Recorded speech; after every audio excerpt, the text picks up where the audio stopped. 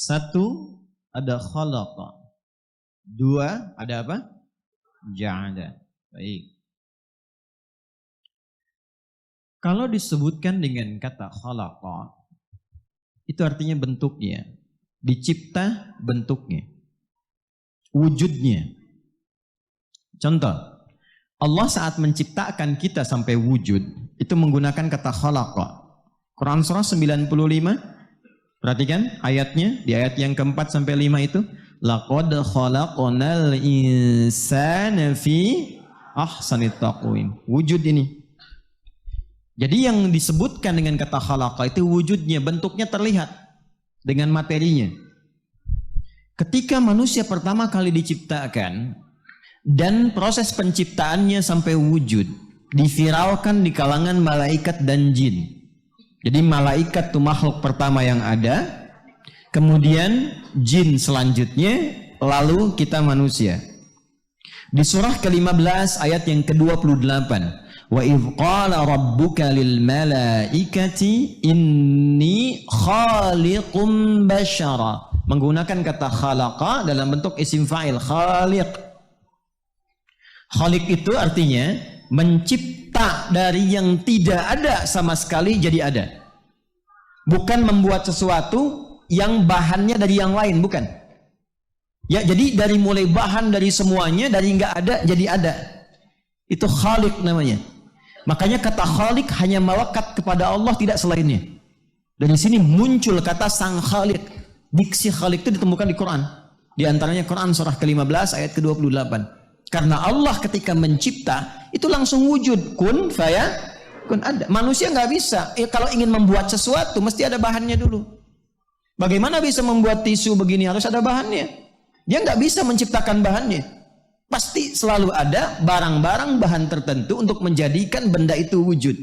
Allah tidak demikian. Begitu kun, jadi. Maka difirmankan di ayat ke-28 menggunakan kata khaliqun dari kata khalaqa. Iqra bismi rabbikal ladzi khalaq. Khalaqal insana min 'alaq. Khalaqa artinya wujudnya. Jelas sampai sini? Tapi apa sih fungsi kehidupan manusia itu? Yang sudah wujud ini tugasnya apa? Fungsinya apa? Bergeraknya harus bagaimana? Ketika memberikan fungsi pada benda yang sudah wujud itu, pada makhluk yang sudah wujud itu, maka berubah katanya dari kata khalaqa menjadi ja'ala. Kalau khalaqa jadi khaliq, kalau ja'ala jadi ja'il. Perhatikan, diciptakan makhluknya. Inni khaliqun basyara.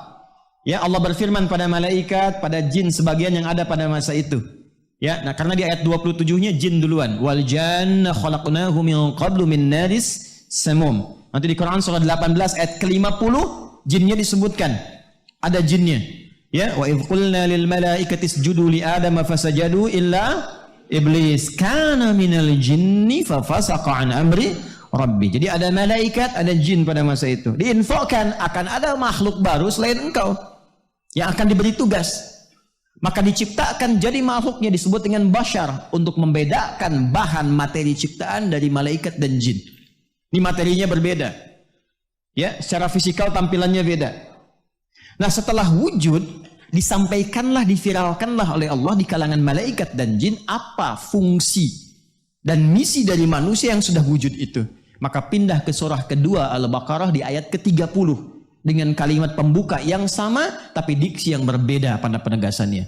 Perhatikan Al-Baqarah ayat 30, wa idh qala rabbuka lil malaika. Sama dengan Quran surah ke-15 ayat ke-28. Perhatikan bandingannya. Quran surah kedua ayat 30, Quran surah 15 ayat 28. Pembukanya sama. Wa idh qala rabbuka lil malaika. Sama di sini Al-Baqarah ayat 30, di sini Quran surah Al-Hijr ayat 28. Tapi di Al-Hijr inni khaliqun basyara. Baru dicipta. Setelah wujud dijelaskan fungsinya. Al-Baqarah ayat 30, inni ja'ilu fil ardi khalifah. Kalimatnya berubah dari khaliqun menjadi ja'ilun.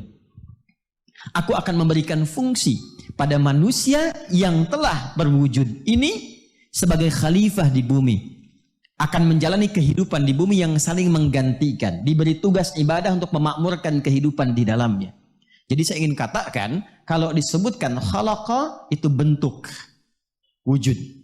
Kalau disebutkan ja'ala itu fungsi yang melekat pada wujud yang telah nyata itu, telah ada itu. Jelas sampai sini? Baik, sekarang masuk kembali ke An-Naba ayat 6. Di situ menggunakan khalaqa atau ja'ala.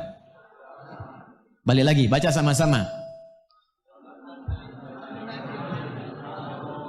Alam naj'alil arda naj'ala.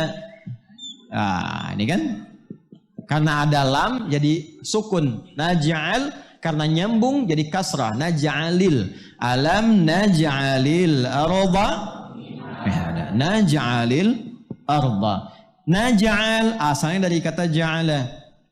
Jadi ayat ini bukan ingin berbicara tentang bentuk bumi, tapi ingin berbicara tentang fungsionalisasi bumi yang sudah terbentuk itu. Bagaimana bumi bisa digunakan?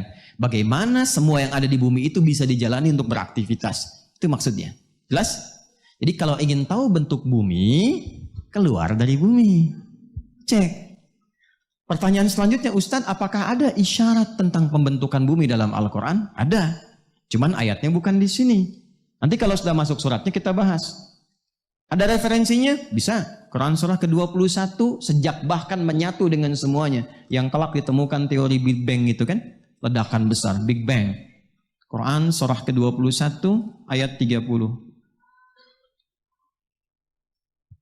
1. Awalam yaral ladzina kafaru anna as-samawati wal arda kanata ratqan fafataqnahuma.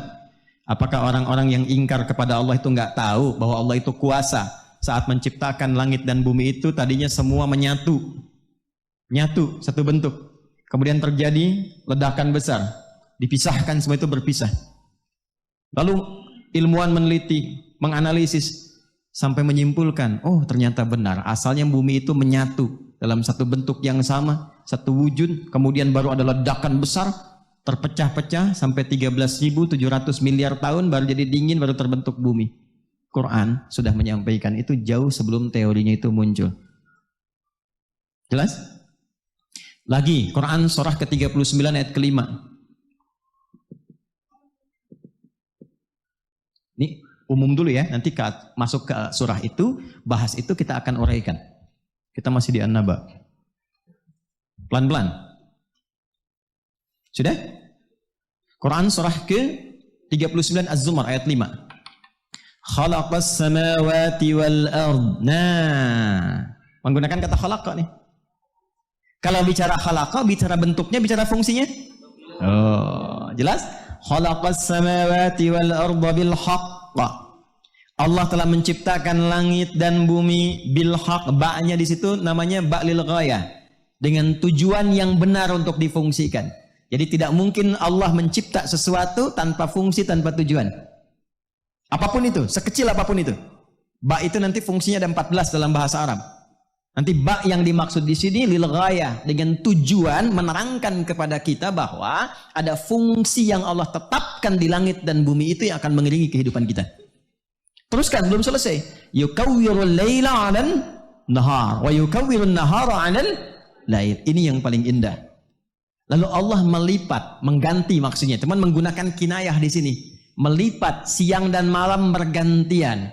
Yukawwir itu dari kata kawwara, yukawwiru takwiran. Dari kata qurrah asalnya. Qurrah itu kalau sekarang diterjemahkan dengan bola.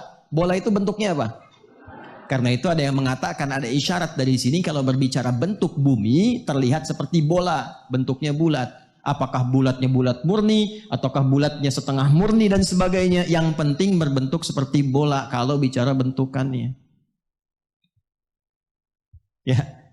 Yukawwirul laila 'alan nahar, dilipat. Ini kalau bola itu diputar, ya, bola berputar enggak? Putar kan? Kalau diputar itu, diputar, bukankah seperti yang terlipat di atas ke bawah, yang bawah naik ke atas?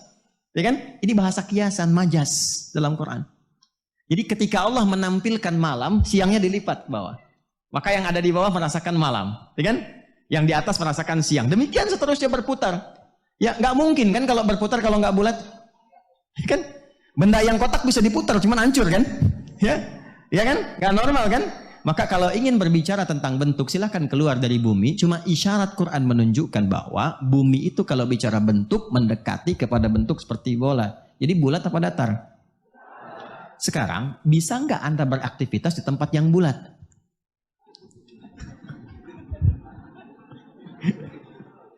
Bisa nggak? Beraktivitas di tempat yang bulat bisa nggak? Tidur di atas ban bisa nggak? Tidur di atas ban bisa nggak? Bisa aja kalau bannya dihamparkan gitu kan? Bannya dihamparkan begini, kan? Didatarkan, bisa kita tidur di atasnya. Tapi kalau bannya bulat bagaimana? Maka inilah menjadikan kuasa Allah, menjadikan setiap titik di bumi yang bentuknya bulat seperti bola itu, setiap titiknya dihamparkan. Yang ada di dalam bulatan itu dihamparkan supaya kita nyaman beraktivitas di dalamnya. Itu maksudnya. Siapa yang bisa menjadikan satu benda yang bulat di dalamnya bisa datar? Kecuali Allah. Jadi kita menyatukan antara teori bulat dan datar dalam satu kajian yang sama. Jadi kalau ingin bicara bentuk keluar, kita temukan pasti kelihatan bulat seperti bola. Makanya kita katakan bola dunia. Iya. Halo? Betul kan? Tolong berikan globe bola dunia, gitu kan? Dibaca bentuk seperti bola, diputar. Jelas sampai sini? Baik, tapi bagaimana kita bisa beraktivitas di tempat yang bulat? Kalau bukan karena kuasa Allah, nggak mungkin bisa terjadi. Maka kata Allah, dari bentuk yang seperti ini, aku jadikan di dalamnya mudah beraktivitas karena aku hamparkan seperti hamparan. Nah, dalam bahasa Arab, menghamparkan sesuatu, sehingga dari hamparan itu nyaman kita beraktivitas, seperti bayi yang mau ditidurkan, dihamparkan dulu kan kasurnya itu. Ya, itu disebut dengan mihada namanya. Alam naj'alil arba mihada. Bukankah aku jadikan fungsi bumi itu nyaman bagimu beraktivitas? Itu terjemahannya. Baik. Bukankah engkau bersepeda di situ nyaman? Bukankah engkau berkendaraan nyaman? Bukankah engkau tiduran nyaman? Bukankah engkau macam-macam nyaman? Nah, pertanyaan terbesarnya adalah ayat ini ingin mengatakan siapa yang bisa membuat seperti itu? Sampai kita berkata Allah. Jadi dikejar akal kita. Ya, akal kita dikejar untuk mengucapkan satu kalimat saja. Hei, siapa yang bisa membuat satu ini benda yang bulat di dalamnya terhampar dan di setiap titik yang bulat itu bisa dimudahkan untuk beraktivitas, bisa menjadi hamparan, tiduran bisa, bekerja bisa, aktivitas bisa. Siapa yang bisa menjadikan demikian? Dan dalam saat yang bersamaan benda itu berputar dan stabil. Siapa yang bisa menciptakan itu? Siapa yang bisa menjadikan itu? Adakah yang lain yang bisa membuatnya? Kalau Anda mengakui itu Allah, lantas kenapa Anda menyoal firman-Nya? Itu maksudnya. Jelas? Oke, terus. Satu. Pelan-pelan ya. Alam naj'alil arda mihada. Nanti kalau sudah masuk kepada ayat-ayat ilmiah, isyaratnya kita akan hadirkan tafsir-tafsir ilmiah. Contoh misalnya apa kaitan bumi dengan matahari? Ada nanti masuk ke surah Yasin ayat 38 sampai 40. Ya. Wasyamsu tajri li mustaqarrin laha dzalika taqdirul azizil alim wal qamara qaddarnahu manazila hatta 'ada kal urjunil qadim la syamsu yanbaghi an tudrikal qamara wal lailu sabiqun nahar kullun fi falaki yasbahun. Itu indah sekali. Nanti jangankan kata Allah bumi, aku tetapkan juga matahari nanti. Ya, untuk jadi pusat di tata surya. Ya, bintang pusat di tata surya yang dia punya sumbunya sendiri dan berputar di situ dan sekarang sudah dibuktikan. Ya, yang diameternya lebih besar daripada bumi. 1.392.684 km. 109 kali besarnya daripada bumi. Ya, 1.392.684 km diameternya. Ya. Kemudian kecepatan rotasinya itu bisa sampai 7.189 kali 103 km per jam. Ya, diukur dari khatulistiwa. Tapi bisa stabil gitu. Siapa yang menjadikan itu? Nah, kalau Anda tahu yang bisa menjadikan itu Allah, menjaga Allah, lantas kenapa Anda menyoal firman-Nya? Kok bisa Anda menikmati fasilitas yang Allah berikan tapi menyoal apa yang Allah katakan? Manusia aneh itu. Ya, Anda tinggal dan bekerja di perusahaan, menikmati fasilitas dari perusahaan, dikasih fasilitas, kasih rumah, kasih mobil, kasih macam-macam, tapi kok bisa menyoal kebijakan pimpinannya? Halo? Anda tinggal di tempat seseorang, membantu orang itu, dapat fasilitas, dikasih makan, kasih mobil, kasih gaji, kasih macam-macam. Tapi Anda menjelek-jelekan tuan rumah Anda, kira-kira punya akal nggak? Punya, tapi nggak berfungsi. Ya, halo, jelas sampai sini? Nah, itu tuh halus tapi tajam, halus tapi tajam. Ya, bahasa Ukraina itu apa? Menyelekit ya. Ya, paham ya? Baik, yuk lanjut lagi. Alam naj'alil arba. Baik, a dengan lam ketemu. Jadi apa? Lam. A dengan lam ketemu jadi alam. Alam gini ya. Nah, alam. Perhatikan baik-baik, ini untuk pengetahuan. Lamnya untuk nafi. A-nya untuk takrir, istifham takrir, untuk menetapkan. Istifham itu untuk bertanya. Bapak istifham, bapak yang sering nanya. Kalau cuma lam saja, itu menafikan sesuatu, nggak diakuin. Ya, nggak diakuin. Lam yalid walam dinafikan. Allah nggak beranak, nggak diperanakan, nggak diaku. Jadi kalau ada yang diaku sebagai Tuhan, yang dipertuhankan, tapi hasil dari peranakan atau melahirkan, maka lam jangan diaku. Ya. Jelas? Karena kalau ada yang demikian berarti masih melekat sifat makhluk. Sedangkan sifat dasar dari Tuhan itu beda dengan makhluk. Ya, jadi kalau sama dengan makhluk, maka setiap makhluk berpotensi jadi Tuhan. Kan cara berpikirnya begitu kan? Ulangi ya. Kalau ada sifat Tuhan dimiliki juga oleh makhluk, maka setiap makhluk berpotensi jadi Tuhan. Paham di sini? Baik. Jadi Tuhan disebut Tuhan mesti mutlak beda dengan makhluk. Ya, totally different. Di 100% itu mesti beda. Jadi kalau makhluk misalnya berpasangan, Tuhan boleh nggak berpasangan? Tidak. Makanya Allah langsung berstatement dalam Al-Quran, dan cuma di Quran didapatkan. Wa min kulli syai'in khalaqna zawjaini la'allakum tadhakkarun. Quran surah ke-51 ayat 49. Semua yang aku cipta, aku jadikan berpasangan supaya kalian sadar cuma aku yang tidak punya pasangan. Makanya ditegaskan di surah Al-Ikhlas, qul huwallahu ahad. Ahad itu satu-satunya yang nggak ada dua dan nggak pernah bercabang. Ya, jadi kalau satu mungkin ada dua, itu namanya wahid. Jadi ada itsnin. Makanya kalau disebut wahid melekat kepada Tuhan, mesti ada sifat Tuhannya supaya menjadi ahad. Jadi kalau ada wahid mesti ada ilah. Kalau ilah ditambah dengan wahid itu maknanya ahad. Karena itu kita temukan di Quran surah kedua ayat 163, wa ilahukum ilahu wahid. Ketika ada wahid harus ada ilahnya. Tapi ketika ilahnya hilang, muncul ahadnya. Qul huwallahu satu. Sekarang maaf, manusia melahirkan tidak? Manusia dilahirkan. Maka Tuhan tidak boleh dari hasil kelahiran dan melahirkan. Jadi jika ada Tuhan atau yang dipertuhankan dari hasil kemudian kelahiran, yang dilahirkan atau berpotensi melahirkan, maka ini menyamai sifat-sifat siapa? Makhluk. Maka nanti ada potensi makhluk lain bisa menjadi Tuhan. Jelas? Baik, maka itu setiap kejadian Allah ciptakan semua bentuk kelahiran untuk menunjukkan bahwa Allah tidak dilahirkan. Contoh, kelahiran itu ada 4 Pak bentuknya. Ya, ada yang seperti kita, yang normal. Ya, ada laki-lakinya, ada perempuannya. X, Y. Laki-laki, perempuan. Terlahir dari pasangan yang halal, yang benar. Ya, lahir. Kedua, ada yang ibu saja, ayah tidak. Ada yang Y saja, X-nya nggak ada. Contoh, Nabi Isa alaihissalam. Isa alaihissalam. Ada yang bersumber dari bagian X, dari bagian laki-laki. Terciptalah kemudian makhluk. Ya, perempuannya nggak ada. Siapa?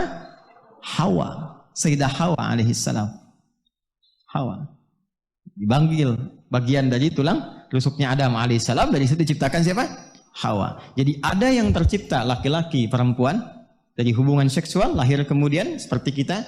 Ada yang perempuan saja, ada yang laki-laki saja. Ada yang tanpa laki-laki, tanpa perempuan. Siapa? Adam alaihissalam. Nggak ada X, nggak ada Y-nya. Allah mau jadi Adam. Untuk menunjukkan bahwa kalau Allah mau jadi semua. Tanpa ada laki-laki perempuan, jadi makhluk. Dari laki-laki, jadi Hawa. Dari perempuan, jadi Isa. Dari laki-laki dan perempuan, jadilah kita. Jelas kan? Untuk menunjukkan Allah yang punya kuasa. Jadi kalau salah satu dipertuhankan, jadi bermasalah. Kenapa yang lainnya tidak? Misal, ini ada lahir dari perempuan. Laki-lakinya nggak ada, dipertuhankan. Kenapa Hawa nggak dipertuhankan karena lahir dari laki-laki? Yang lebih hebat lagi, kenapa Adam nggak jadi Tuhan? Padahal lahir nggak ada bapak, nggak ada ibu, misal. Ini untuk memberikan kesan bahwa kalau Allah Sang Maha Kuasa menginginkan sesuatu jadi dan terjadi. Itu fungsinya lam namanya. Lam yalid walam yakul lahu kufuwan.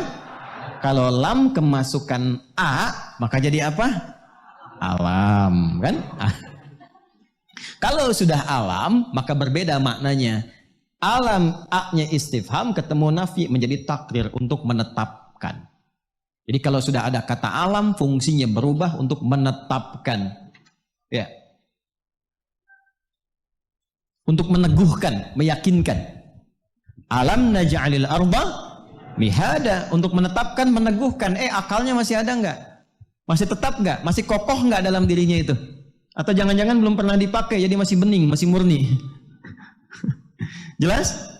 Ayat 7, cepat. Wal jibala autada. Bah, ini ada informasi yang penting tentang jibal. Saya bacakan tafsirnya. Wal jibala autada. Jibal itu jama' dari kata jabal. Ya, saya ulang ya. Jibal jama' dari kata apa? Jabal. Jabal artinya gunung. Bukit. Ya.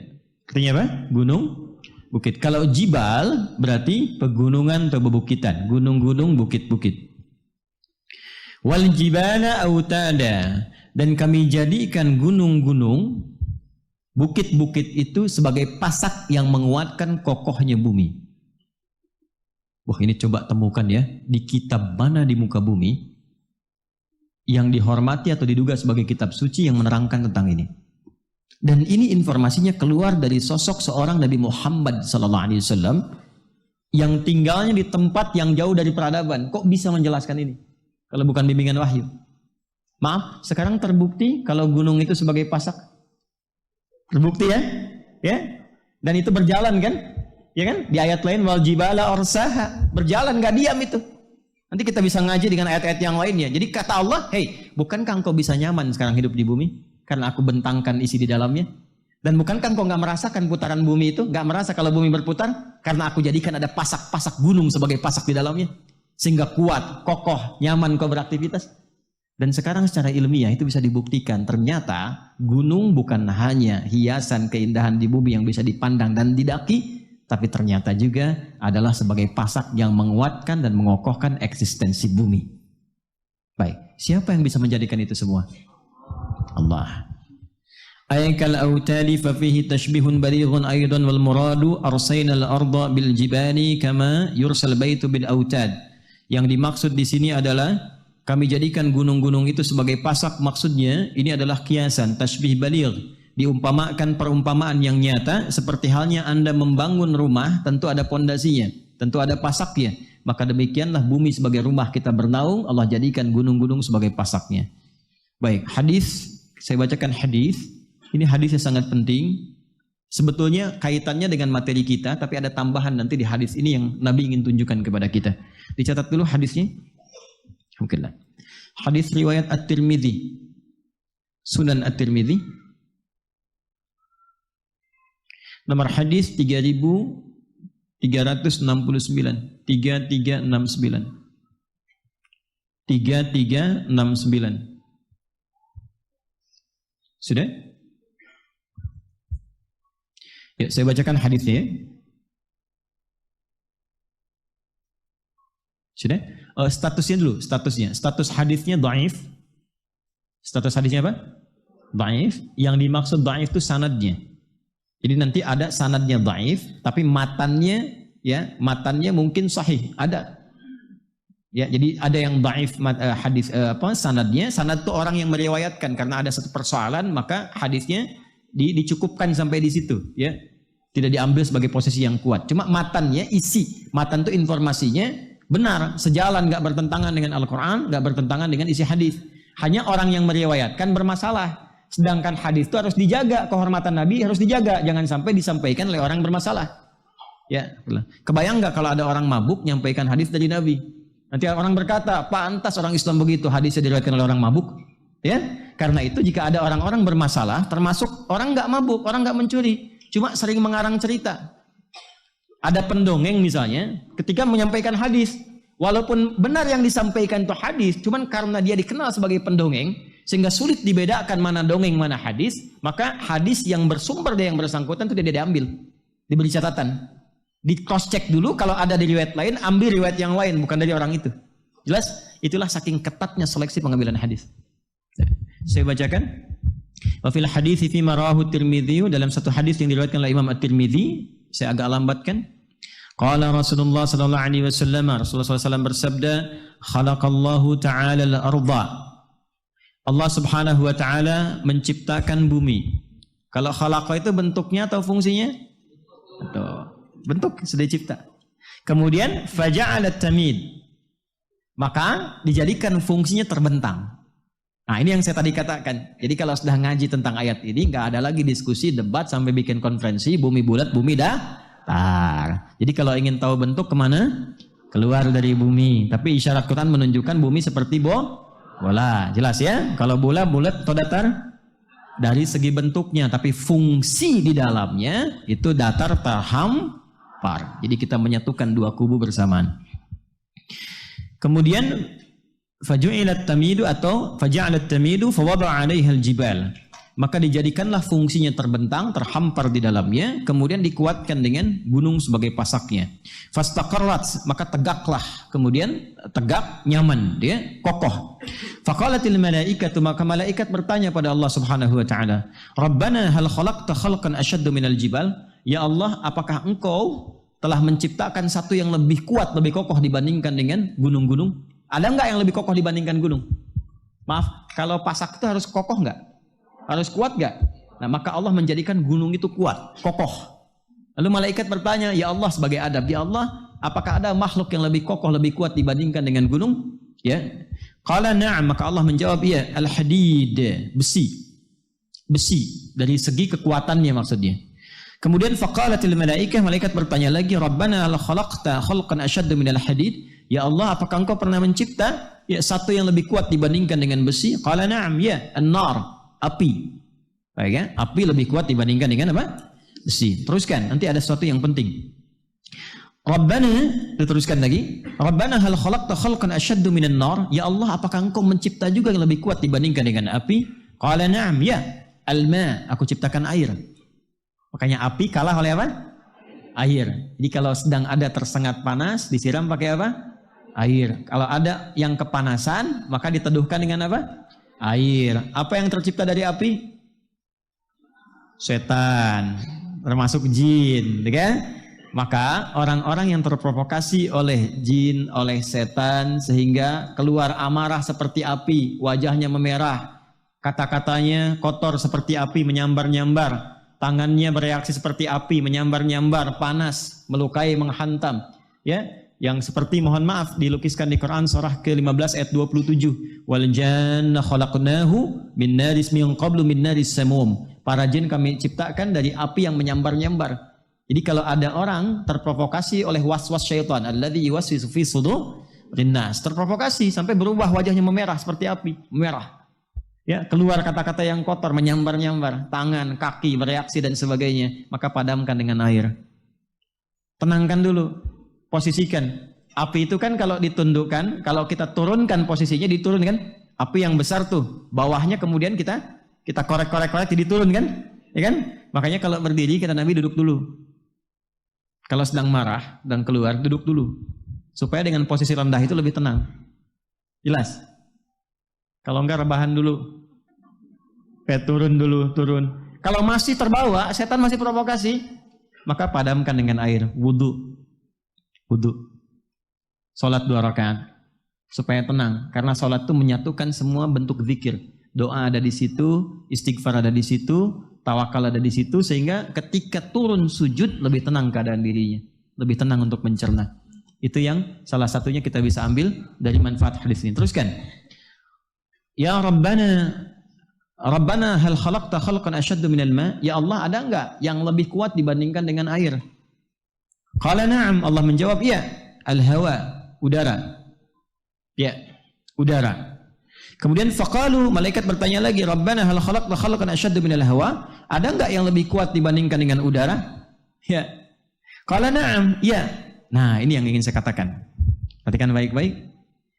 Ini mahal sekali. Ini rahasia kedua yang ingin kita bagi. Kalau sudah dapat, coba tekuni amalannya. Maka biasanya kalau ada sesuatu yang dahsyat, itu pahala dan keberkahannya nggak biasa. Ya. Naam ya Ibnu Adam, jika ada anak cucu Adam, yatasaddaqu biyaminihi fayakhfa dzalika an syamalihi. Jika ada anak cucu Adam yang bersedekah dengan tangan kanannya dan tangan kirinya tidak mengetahuinya, maka itu nilainya di sisi Allah lebih tinggi, lebih kuat, lebih dahsyat dibandingkan dengan udara, dibandingkan dengan air, dibandingkan dengan api, dibandingkan dengan besi, dibandingkan dengan gunung-gunung yang menjadi pasak dari bumi. Saking tingginya nilai sedekah itu. Ya, tangan kanannya bersedekah, tangan kirinya tidak tahu bahwa dia bersedekah. Ini kiasan. Jadi sedekahnya bukan begini, bukan. Jangan tahu ya. Bukan. Ini kiasan, gambaran. Seperti tangan di atas lebih baik daripada tangan di... Ingat ya, kalau ngaji bahasa Arab nanti 85% dari bahasa Nabi itu bahasa majaz, kiasan. Kata Nabi orang paling fasih bahasa Arab. Orang Arab tuh kalau sudah fasih, kata-katanya balaghah. Al-yadu yumna khairim na yadis sufla. Ya, tangan yang kanan digunakan pada fungsi yang baik dibandingkan dengan yang kiri. Kemudian al-yadul ulya khairum minal yadil sufla. Tangan yang di atas lebih baik daripada tangan di bawah. Ini kiasan, maksudnya memberi lebih baik daripada meminta. Bukan mintanya begini. Di atas bukan. Nah, yang dimaksud tangan kanan memberi, tangan kiri itu tidak melihat, maksudnya menghindari riya. Menghindari apa? Riya, ya. Memberi tidak harus banyak orang tahu.